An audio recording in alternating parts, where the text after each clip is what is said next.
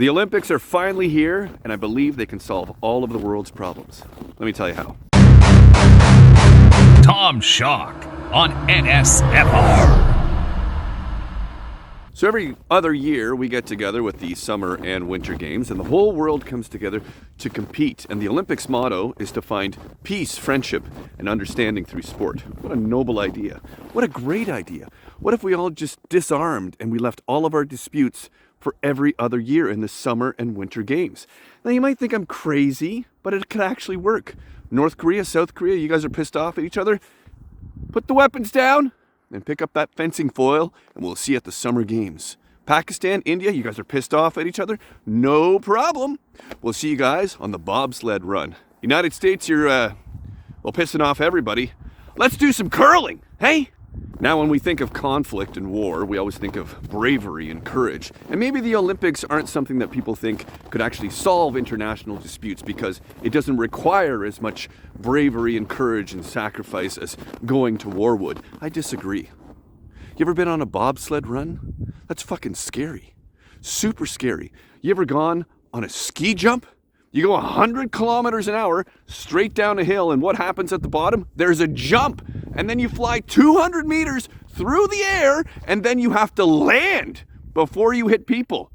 There's a little bit of bravery required right there. Or the other one that fucking scares the shit out of me, biathlon. Let's combine cross-country skiing and weapons. Eh?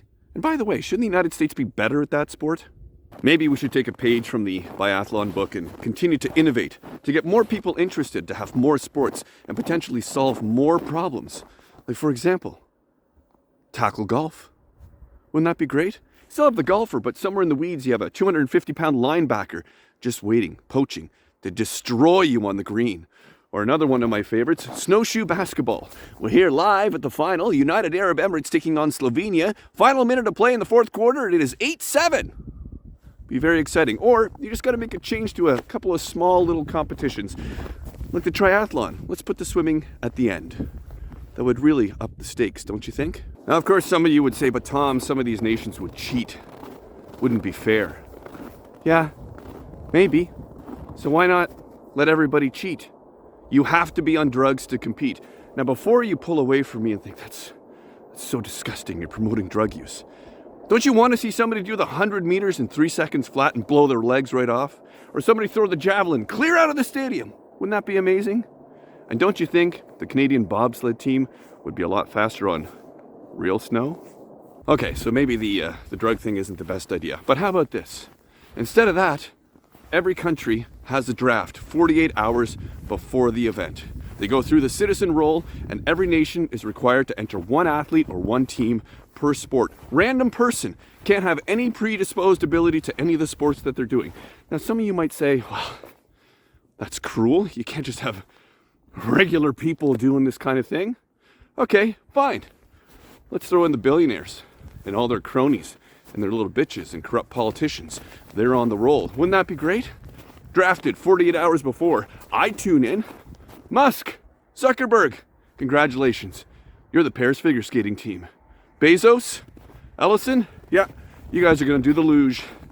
And our buddy Donnie, you're on the ski jump, motherfucker. Let's go!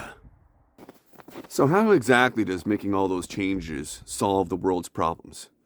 Well, I think those billionaires and oligarchs and cronies and corrupt politicians and all that stuff will be super motivated to compete. After all, they could get a gold medal. It looks just like a Bitcoin, but it's real. And somebody has to win the Olympics. One nation finishes first with the most medals. So why not put something tangible on the line for that nation to win? They get something other than the pride of being the country with the most medals. It should be something that everybody wants. Maybe something that's been in dispute. So I suggest Greenland. Let's put that on the table this year. Whoever wins the Olympics this year, you get Greenland. And before people get all up in arms and say, oh, you're pro-American, you know, they're going to win. Actually, the United States have only won the Winter Olympics once. The country that usually wins the Winter Olympics, Norway. The Americans do very well in the Summer Olympics, but we're talking about right now. So that's my solution to solve the world's problems through the Olympic Games. Go Norway!